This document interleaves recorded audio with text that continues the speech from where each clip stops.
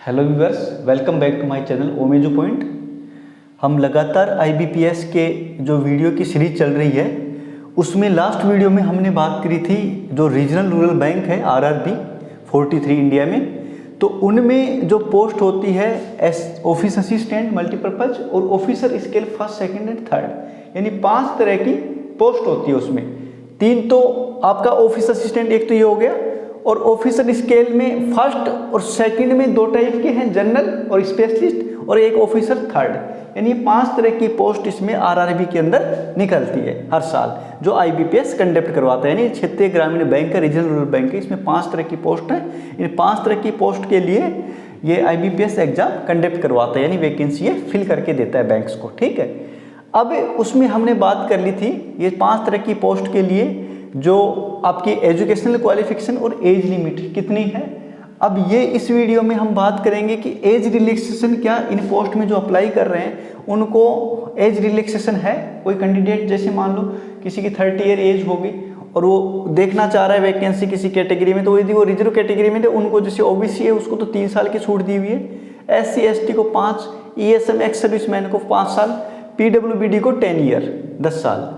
तो ये है आपका एज रिलैक्सेशन, यानी ये आपकी जो मैक्सिमम एज है ना उसके अंदर आएगा, उसमें काउंट होगी। यानी ओबीसी की जैसे क्रॉस हो गई उसकी एज लिमिट किसी भी कैंडिडेट की, तो उसमें 3 साल उसको छूट है, SC ST में 5 है, ESM में 5 साल। ठीक है, यानी जो सर्विस के बाद काउंट होती है ESM में, इसका थोड़ा सा अलग हिसाब है एक्स सर्विसमैन में, तो ये एक्स सर्विसमैन अपने अच्छे से देख लें इसको। ठीक है, PWBD में 10 साल का, यानी जो फिजिकली हैंडीकैप्ड होते हैं, यानी पर्सन विद बेंचमार्क डिसेबिलिटी, यानी जिसमें डिसेबिलिटी यानी कुछ ना कुछ उसमें विकलांगता है, कितना भी % हो सकती है वो, तो उसको 10 साल का छूट दिया हुआ है। ठीक, इन पोस्ट के लिए।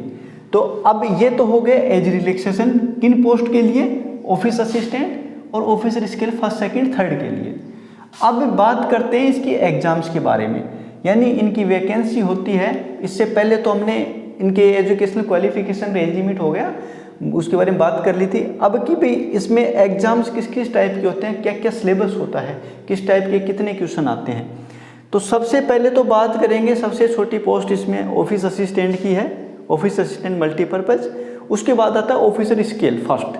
तो इन दोनों का जो है एग्जाम का पैटर्न सेम है, बस इसका लेवल ऑफिसर स्केल जो फर्स्ट है इसका लेवल इससे थोड़ा स्टैंडर्ड का होता है, यानी थोड़ा हाई लेवल होती है। बाकी इसमें जो टॉपिक है, जितना सब्जेक्ट है उतने ही सब्जेक्ट इसमें ऑफिसर स्केल फर्स्ट में भी।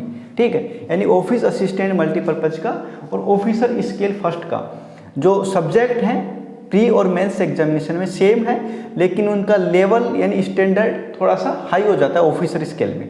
ठीक है, अब देखो प्रीलिमिनरी एग्जामिनेशन, यदि प्री जो एग्जाम होगी जो इसके ऑफिस असिस्टेंट के लिए और ऑफिसर स्केल फर्स्ट के लिए, उसमें रीजनिंग के 40 क्वेश्चन और 40 ही मार्क्स के, और मैथमेटिक्स यानी मैथ 40 क्वेश्चन 40 ही मार्क्स, यानी मैथ और रीजनिंग 40 क्वेश्चन होंगे, 40 नंबर के होंगे, यानी 80 नंबर के 80 क्वेश्चन होंगे। और इनके लिए टाइमिंग दी जाएगी आपको 45 मिनट्स।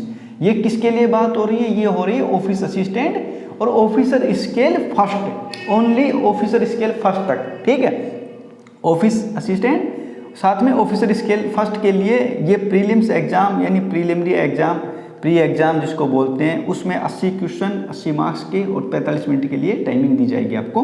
उसमें ये है आपके जो इसके बाद जो क्वालिफाई होंगे इसमें प्री में, वो मेंस देंगे। तो मेंस में क्या है, दोनों ही पोस्टों के लिए, दोनों ही ऑफिस असिस्टेंट हो आपका चाहे ऑफिसर स्केल फर्स्ट हो, इसमें मेंस के लिए क्या है, subject reasoning, computer knowledge, general awareness, English और हिंदी लैंग्वेज, मैथमेटिक्स, ये 5 सब्जेक्ट हैं।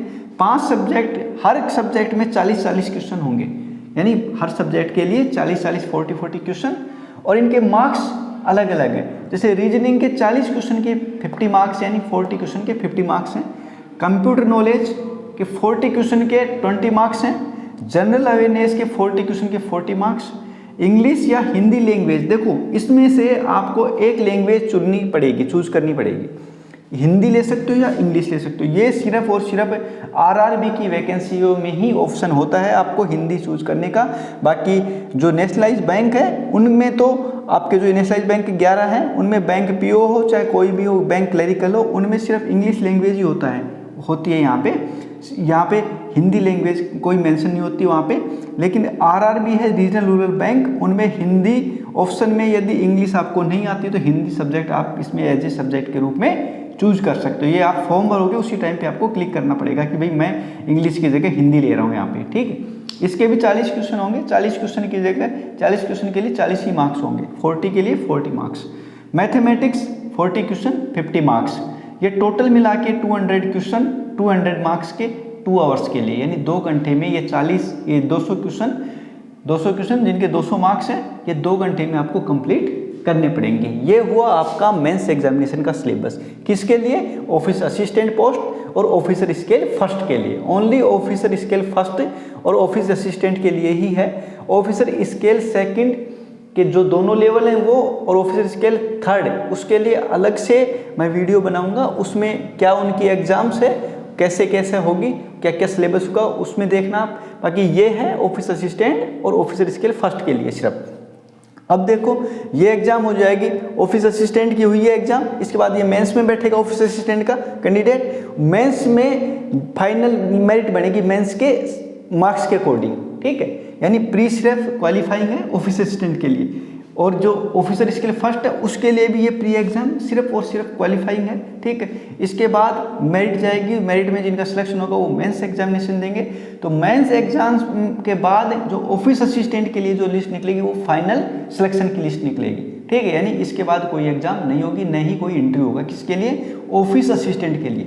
सिर्फ मैं ऑफिस असिस्टेंट की बात कर रहा हूँ, यानी मेंस एग्जामिनेशन के बाद फाइनल सिलेक्शन की ही लिस्ट निकलेगी, कोई इंटरव्यू वगैरह कुछ भी नहीं है ऑफिस असिस्टेंट के लिए।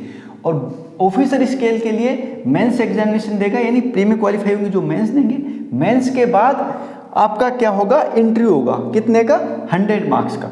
ऑफिसर स्केल फर्स्ट के लिए मेंस के बाद 100 मार्क्स है जो मेंस में पास होंगे, यानी मेंस में जो टोटल वैकेंसी है उसका 2 गुना या 3 गुना जो भी है, 3 टाइम्स या 4 टाइम या 2 टाइम जितना भी करेंगे वो बैंक पे IBPS बोर्ड पे डिपेंड करेगा।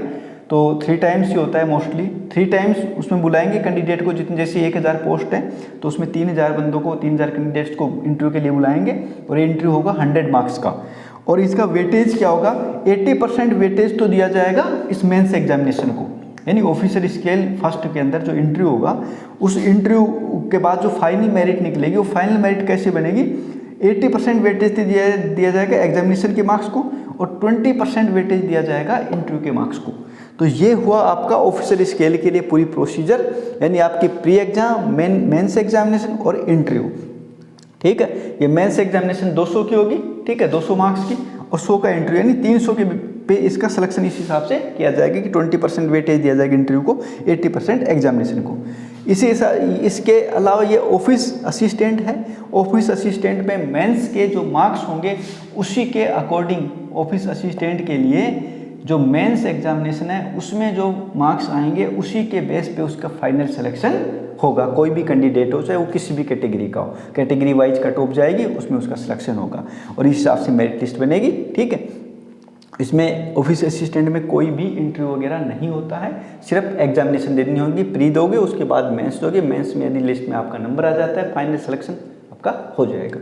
तो ये है आपका रीजनल रूरल बैंक के जो ऑफिसर स्केल फर्स्ट और ऑफिस असिस्टेंट मल्टीपर्पज़ के जो सिलेक्शन प्रोसीजर में जो सब्जेक्ट्स हैं, यानी एग्जामिनेशन में जो सब्जेक्ट हैं और उसके प्रोसीजर।